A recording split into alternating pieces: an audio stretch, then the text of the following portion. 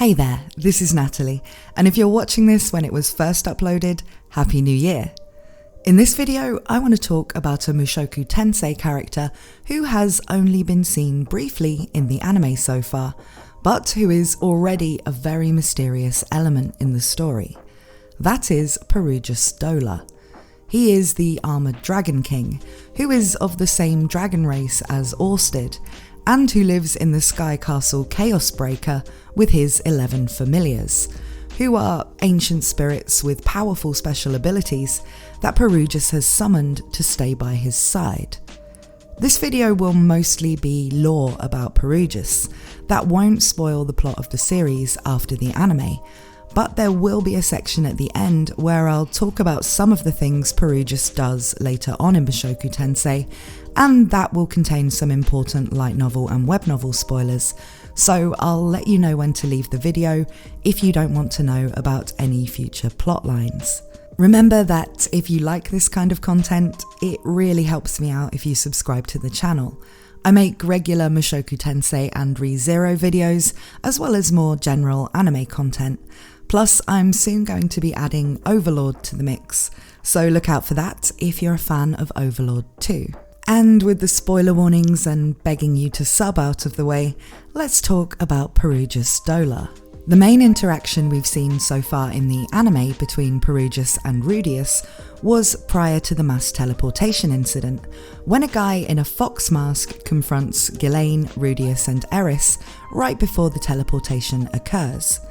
This man is Arumanfi of the Bright, and he is one of Perugius's 11 familiars. Arumanfi can travel at light speed, and his role is generally to investigate things Perugius is concerned about. In this case, Perugius was worried about the large amount of mana gathering at that location, because he was concerned that it was somebody trying to unseal the Demon God Laplace. It wasn't, and if you want to know more about what was actually happening here to cause the mana calamity, then you can check out my video about the mass teleportation incident, which has all of the spoilers about that. But what we learn here that is important for this topic is that Perugius is very much the enemy of Laplace. So what's the history there? Well, the stories of Perugius and Laplace actually go back thousands of years, and most of what we know about this period comes from a prequel story to Mushoku Tensei called Old Dragon's Tale. I've talked in a lot more detail about Old Dragon's Tale in other videos, like the one about Elena Lisa's secret origins, and I don't want to go over the plot of it here because it does have some major spoilers about the main conflicts in Mushoku Tensei. But essentially, it tells us that there used to be 5 other worlds, joined onto the world Mushoku Tensei takes place in. These were called the Beast World, the Ocean World, the Sky World, the Demon World, and the Dragon World. These worlds all ended up being destroyed, and the people who survived ended up going over to Mushoku Tensei's world, which is called the Human World. And that's why there are people of all different races now living in Mushoku Tensei's setting. To clarify a bit on this, because whenever I mention this part of the lore, people always ask about it. None of the 6 worlds in question here are our world, which Rudeus comes from. They were 6 separate worlds laid out like the faces of a cube, with a void in between them, and the author refers to this as the 6-faced world. Our world, as in Earth and potentially even the rest of our universe, can be thought of as a totally separate thing. In fact, the original creator god of the 6-faced world created many other worlds, with the 6-faced world being the final one, so it can be speculated that our reality is one of those, and that there are many other complete worlds out there too. Laplace and Perugius both lived in the Dragon World. Laplace was a half-demon race, half-dragon race child who was found in the Demon World by the god of the Dragon World, who took him in as his adopted son. And Laplace later became one of the Dragon God's 5 generals too. Perugius was the son of 2 of the other dragon generals and was very young when the Dragon World was destroyed.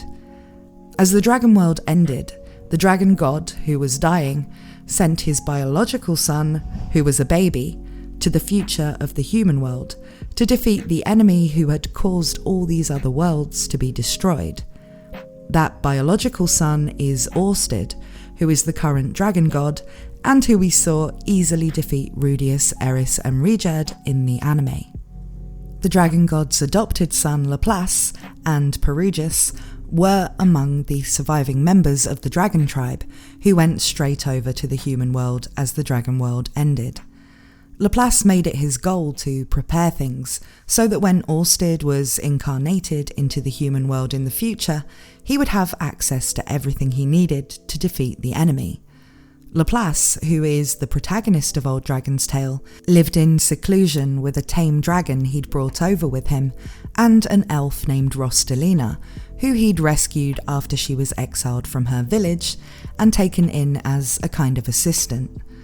During this period of his life, Laplace put all of his efforts into these preparations for Orsted, and that's more or less where Old Dragon's Tale leaves him.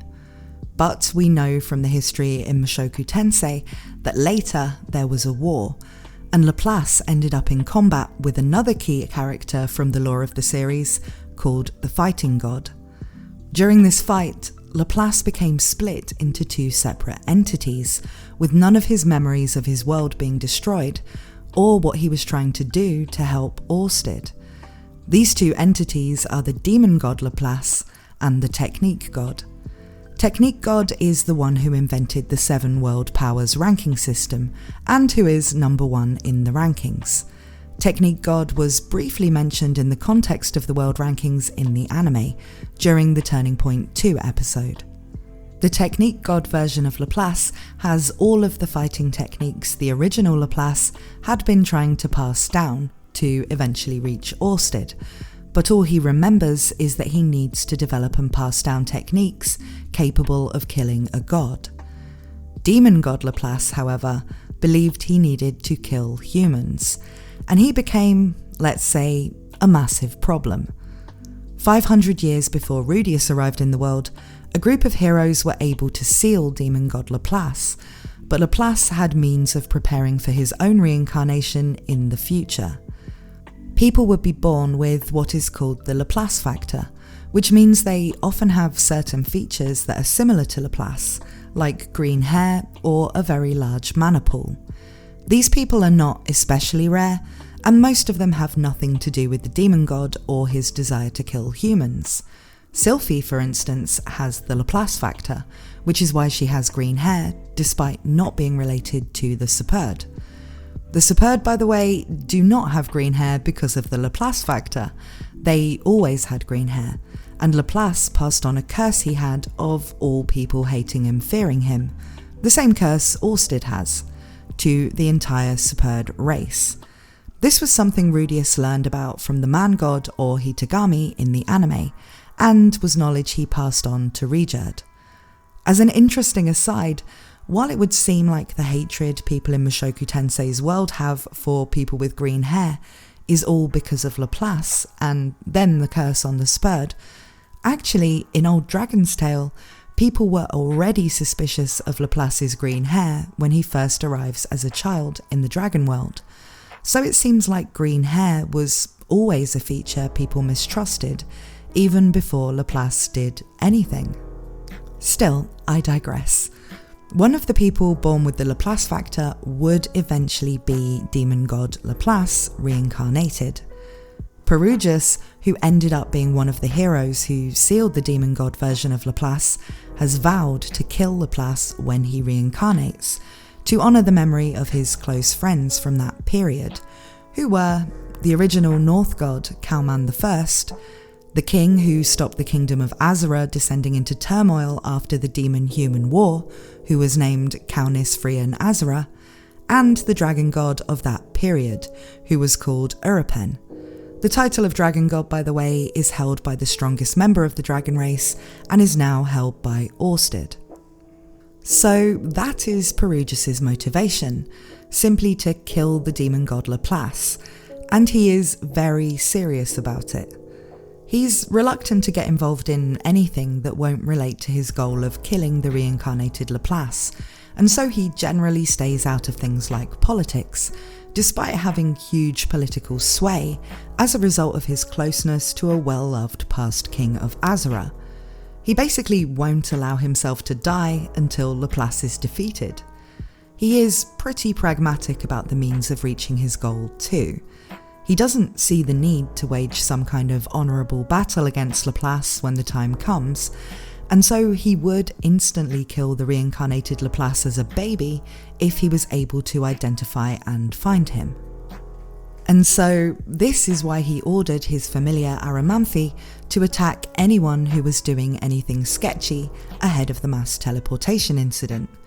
Rudeus, Ghislaine and Eris were just there coincidentally to test out Rudy's new staff that Eris gave him for his 10th birthday. But someone performing high-level magic right where Perugius was suspicious that someone was trying to unseal Laplace looked pretty dodgy. When Arumanfi saw them, he did as he was ordered to, and that's why Ghislaine had to fight him. Fortunately for Ghislaine, Arumanfi's fighting skills seem to be on the low end of king level, which is still pretty high for the setting in general, but she was able to handle him due to her own Sword King status. Now, having talked a bit about Perugius's origins and what his goals are, let's talk a bit about his current status in the story, and what he's like in general as a personality. Perugius is famed for having rebuilt the sky fortress known as Chaosbreaker, which was originally built by the 5 dragon generals before the fall of the dragon world. This is where he now lives, and a lot of people in the world of Mushoku Tensei are familiar with the sight of it passing over in the sky. He very rarely descends down, and he's mostly just observing the world below. Chaosbreaker is basically a full-on palace, with gardens and grounds and plenty of rooms full of works of art, which Perugius is very interested in. He basically considers himself a man of culture. His biggest area of expertise is in summoning and teleportation magic, and he's a highly intelligent person who also has a lot of wisdom, due to having been alive for a very long time. So gaining his help is something that would be seen as a major win for most people in the setting. Perugius looks fairly similar to Orsted, where they both have the silver hair and golden eyes of many of the dragon race, but unlike Orsted, he's not cursed to have everybody hate and fear him. People are generally intimidated by Perugius because of his fame and all of the mystique around the Sky Castle and the sealing of Laplace. But that's quite different to the instinctive primal fear every living being has for Orsted, with a few exceptions. Perugius, being a member of the ancient dragon race, is one of those exceptions, as is Rudeus, due to being from another world. While Perugius does generally avoid getting involved with the affairs of the people down in the world if they don't connect to his own objectives, he is sometimes shown to be quite a caring and kind-hearted person, as he does help out some characters in the story in situations where he doesn't necessarily have to, and he does become quite fond of some of them. One of the things that comes across as a bit unlikable about him, despite the fact it does make sense due to his history involving the human-demon war, is that he hates members of any demon races. This includes Roxy, so naturally this becomes a point of friction between Perugius and Rudeus at times, given Rudy quite literally worships Roxy. Now, that's really all I can say about Perugius without going outside of lore and into talking about post-anime plotlines, which I'm about to do. So if you want to avoid spoilers from later in the Mushoku Tensei novel series, then now is the time to close the video. But thank you for watching. Now, if you're still here, then let's talk about some of the ways Perugius is involved in Rudeus's story. The person who first connects them is Nanahoshi. Rudeus meets her properly when he attends the Ranoa Magic University and finds that she's studying there under the alias Silent Seven Star. I'm not going to go into the whole circumstances surrounding Nanahoshi because I have a whole video about her that you can check out if you want to, but essentially she's actually one of the teenagers from our world who Rudeus saved from Truck-kun right before he died. She arrived in the Mushoku Tensei world when the mass teleportation event happened, 10 years after Rudeus was reincarnated. And she wasn't reincarnated herself, but summoned in her existing form as a Japanese high school girl. She doesn't age and can't use magic, and all she wants to do is find a way to return to her own world. When she first appeared in this world, Orsted found her, and she travelled around with him for a while, which is why she was with Orsted when he first met Rudeus.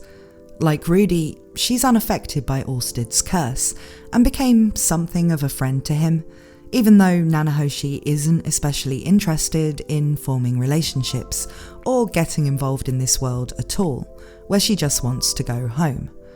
She was introduced to Perugius because he's considered to have the highest knowledge of teleportation and summoning magic, and that's the field Nanahoshi is trying to research to find a way back to our world. When Rudeus meets her at the university, he's also looking into teleportation magic because he's researching the mass teleportation incident, and through all of this, he ends up coming to know Perugius. Rudeus and his allies end up visiting Chaos Breaker fairly regularly throughout the story for various reasons, though often because they need to get somewhere in a hurry, with Rudeus describing Perugius's teleportation magic as being a form of useful taxi service.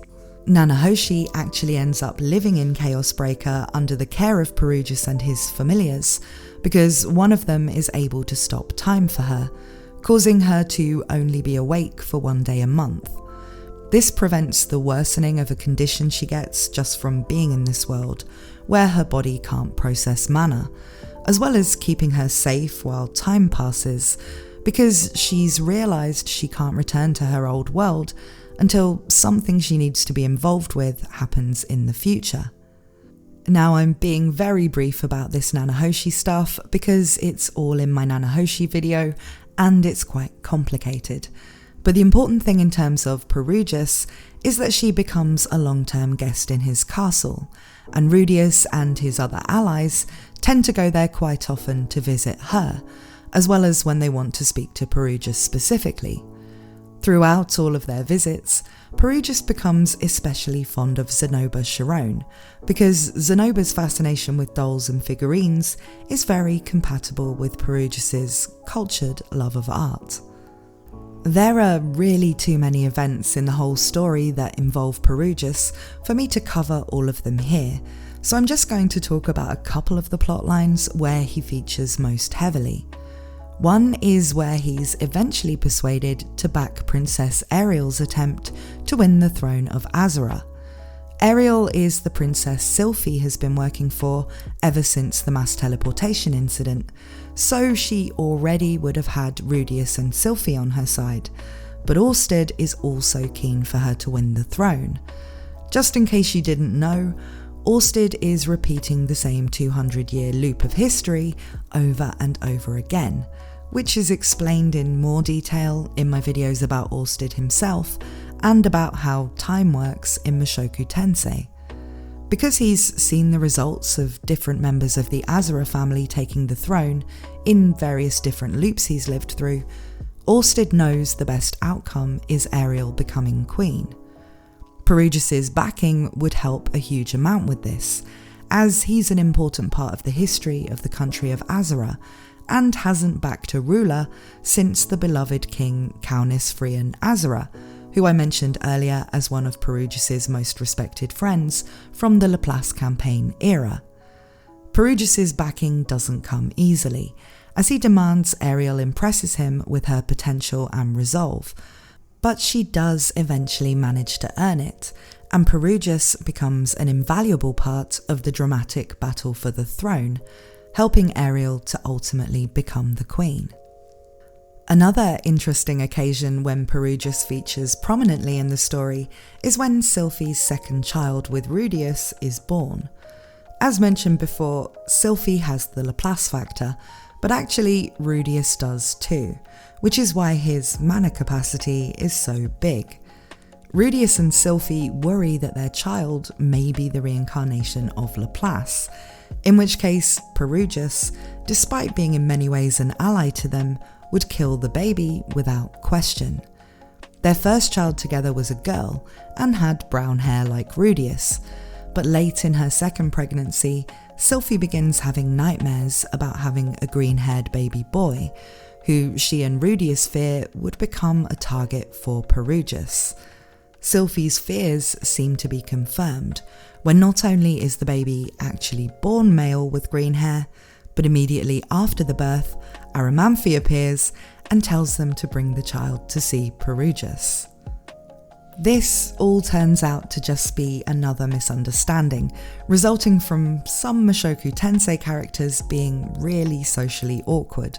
And actually, the baby, who they've already named Sieghart, is not the reincarnation of Laplace, and Perugius never thought he was.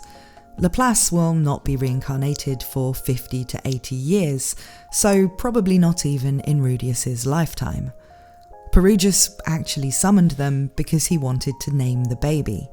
He'd picked out the name Saladin, which Rudeus doesn't seem to like, as he remarks that Perugius has bad naming sense. Since they'd already named him Sieghart, Saladin ends up being his middle name. If you want to know what happens to Sieghart Saladin Greyrat as he grows up, there is a whole side story about him called Jobless Oblige, which I've also summarised in my video about Rudeus's children, if you want to check that out. Now, while these are some events where Perugius gets mixed up in what Rudeus, Orsted and Nanahoshi are doing throughout Mushoku Tensei, the main goal established for Perugius, of killing Laplace, is one thread that's left open at the end of Rudeus's story. The return of Laplace and the consequences of this in terms of Orsted's ongoing quest to defeat Hitagami will probably be a big feature of the sequel series that the author Rifujin Namaganote supposedly has planned. Laplace never appears in Mushoku Tensei due to being sealed, and it's clear that nobody's expecting him to return in Rudeus's lifetime, which he doesn't. On top of this, with Nanahoshi also looking like she'll have a big part to play in the sequel, and with her currently based in Perugius's Sky Fortress, it seems extremely likely that Perugius will be an important character in the story still to come. But what do you guys think about Perugius? Let me know in the comments. As always, thank you to my supporters on Patreon, who you can see on screen right now. And thank you too to everyone who helps me out by subscribing to my channel and watching my videos. Thanks for watching this one, and I hope to see you again very soon.